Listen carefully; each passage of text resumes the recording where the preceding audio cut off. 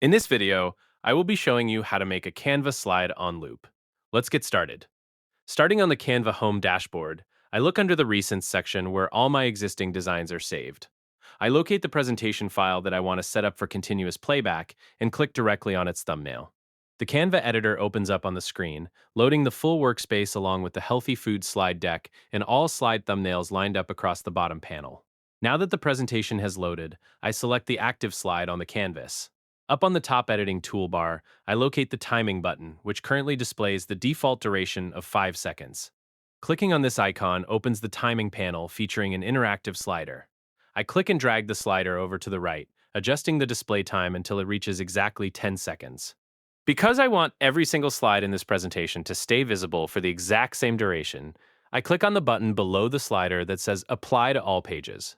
With the timing configured across the entire deck, I move my cursor up to the top right corner of the screen and click on the Present button.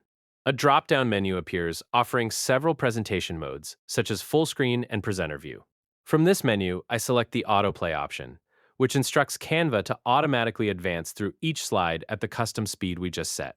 The screen switches smoothly into full screen presentation mode. The deck now begins playing completely hands-free, starting right from the title slide. As each 10-second interval passes, it transitions seamlessly into the next page without requiring any manual clicks or keyboard shortcuts. Setting your slides on an automated loop like this is perfect for digital signage, lobby displays, trade show booths, storefront monitors, or conference screens where you want visual content running nonstop. As you can see, each slide stays on screen for the full 10 seconds, smoothly moving through the agenda, healthy recipes, nutrition charts, and cooking tips.